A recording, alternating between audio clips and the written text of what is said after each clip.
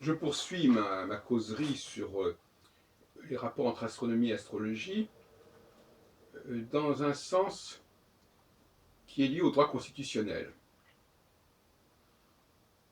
Moi-même, j'ai fait, je le dis souvent, j'ai commencé l'astrologie à peu près à l'époque où je faisais du droit constitutionnel à Paris 2 à Assas. Et je dis qu'à la fin du XVIIIe siècle, qui était d'ailleurs un siècle marqué par un certain intérêt pour l'astrologie, pour le cosmos en tout cas, je pense aux travaux de Charles-François Dupuy, aux travaux de Volney, aux travaux de Launay, on aurait pu imaginer, et ça vaut aussi pour les États-Unis, que l'on connecta euh, le cycle des consultations astrologiques, des consultations euh, pour le vote, n'est-ce pas, la durée des mandats, à une affaire cosmique. D'ailleurs, le calendrier révolutionnaire est un calendrier qui est tout à fait lié au cycle des saisons et dont le nom des mois est directement inspiré par l'état de la nature à ce moment-là, que ce soit floréal, brumaire, vendémiaire, niveaux, etc. Bon. Il y a eu une occasion manquée et on s'est engagé dans une voie qui consiste à dire voilà, dans 3 ans, dans 4 ans, il y aura une nouvelle élection. Sur quelle base, à partir de quel point de départ.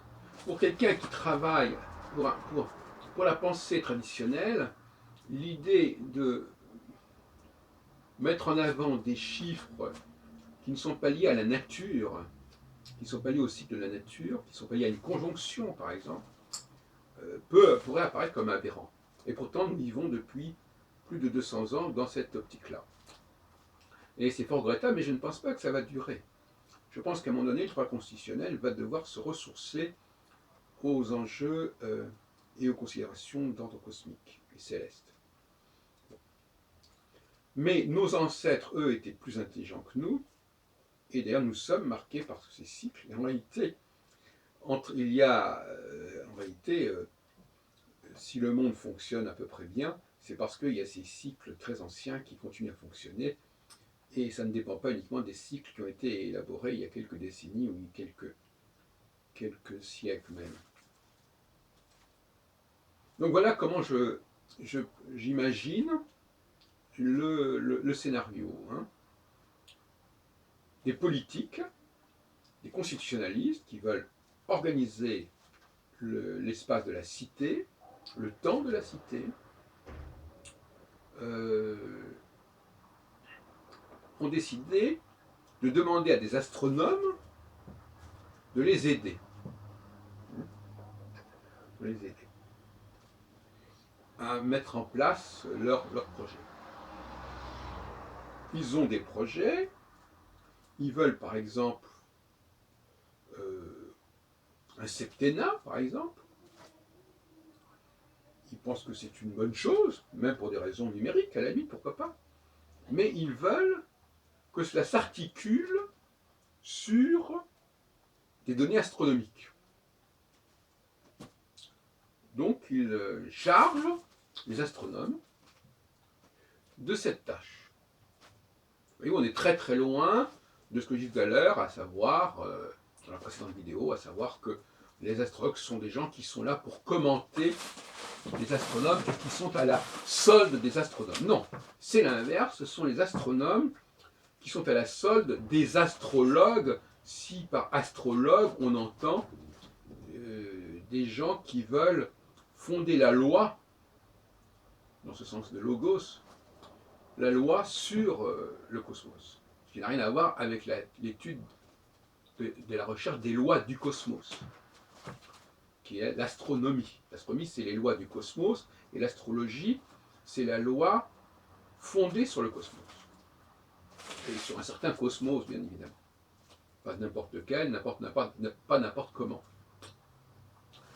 Donc, une commission, si on peut dire, d'astronomes et d'astrologues se constitue pour trouver dans le cosmos un processus cyclique qui correspond aux besoins et bien entendu aux connaissances astronomiques de l'époque. L'astrologie est née d'un certain contexte à la fois scientifique, politique, religieux. Et cette commission va accoucher, au bout du compte, au bout d'un certain nombre de temps, d'une proposition, d'une résolution. On aura trouvé que finalement, Saturne fait l'affaire. Saturne fait l'affaire à condition qu'on divise sa course de 28 ans en 4. Et là, ça peut se faire aussi parce que il y a des étoiles fixes, puisque toute l'astrologie de l'époque, toute l'astronomie de l'époque est une dialectique entre les planètes errantes, planéta, et les étoiles fixes. Eh bien, on va marier les deux, on va utiliser les unes par rapport aux autres. Et donc, on va utiliser les étoiles fixes pour baliser, pour structurer le cycle de Saturne, et donc on arrive à des périodes de 7 ans. Voilà, c'est aussi simple que ça. C'est ce qu'on aurait pu faire depuis toujours. Maintenant, bon, on pourrait épiloguer sur la pérennité de ce système. Dans un premier temps, il ne s'agissait pas d'ailleurs d'une pérennité quelconque. Il s'agissait d'appliquer le processus. Quand Saturne se conjoint avec une certaine étoile, une des 4 étoiles fixes royales, Antares, Aldébaran, Régulus ou Fomalhaut, eh bien, on envisage un changement dans la direction des affaires. On fait de nouvelles élections, on met à la tête de nouvelles personnes, etc. C'est aussi simple que ça. Alors, progressivement, c'est là que j'introduis la théorie que j'avais développée en 1986 dans un travail qui s'appelait La pensée astrologique et qui était en préface à l'étrange histoire de l'astrologie de Serge Hutin. C'est par une édition Artefact qui dépendait de Henri Verrier. Eh bien, progressivement, cette pratique liée à une réalité visuelle, car je ne doute pas que le peuple pouvait voir cette configuration. Il pouvait la voir comme il pouvait voir la pleine lune. La nuit, j'entends bien. Eh bien, progressivement, ces processus sont devenus subconscients. C'est-à-dire qu'il n'y avait plus besoin d'y croire, de regarder le ciel, pour que, quelque part, notre organisme le regardât et en fût conscient néanmoins. Alors, ça vaut aussi pour les travaux de Gauquelin. À partir de ce moment-là, les choses changent.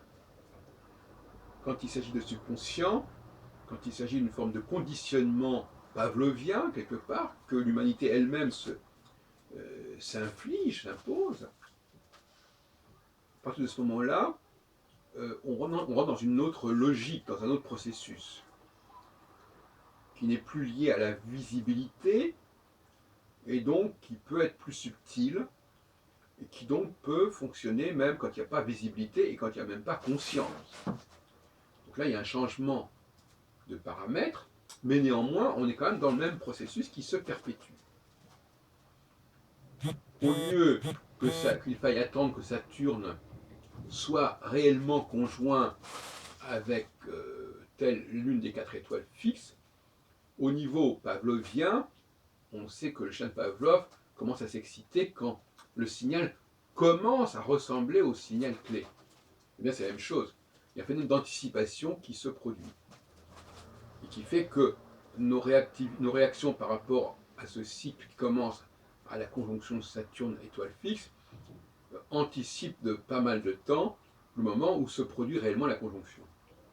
De la même façon, sur les travaux de Gauquelin, s'il y a eu effectivement une tentative d'associer les castes professionnelles dans la société antique aux planètes. Là aussi, ça fait partie peut-être aussi des travaux de la fameuse commission paritaire dont je parlais tout à l'heure, entre astrologues et astronomes, en disant voilà, telle profession sera associée à Mars, telle profession sera associée à Jupiter. Ce qui au départ pouvait être l'objet d'un culte, d'une pratique rituelle, est devenu subconscient, mais ça n'en est pas. Ça a continué son processus néanmoins. Et à ce moment-là, même quand il n'y avait pas de visibilité au niveau céleste, même en plein jour, on peut imaginer que notre organisme captait néanmoins quelque part la présence de ces astres. Donc on ne peut pas dire que l'astrologie, telle que je la conçois, affirme que ces astres en question ont des spécificités. Non. Ce sont les hommes qui ont projeté des spécificités sur ces astres, qui les ont instrumentalisés, et qui, donc la seule question qui reste posée, c'est est-ce que nous sommes capables de percevoir la présence des astres à certains endroits du ciel, en relation les uns avec les autres, ou pas. Il ne s'agit pas de savoir si ces astres agissent sur nous ou pas. Donc là, ce n'est plus la même problématique, ce n'est plus la même prétention quand les astrologues qui disent « oui, nous avons découvert que telle planète avait telle et telle action ».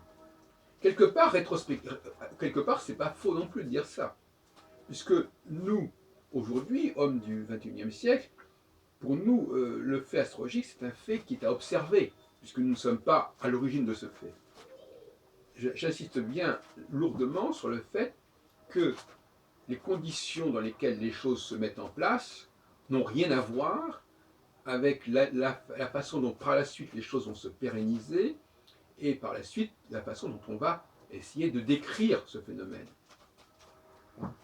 Donc, dire que je vais observer comment les astres agissent, ça ne signifie pas que ces astres soient voués à agir sur nous.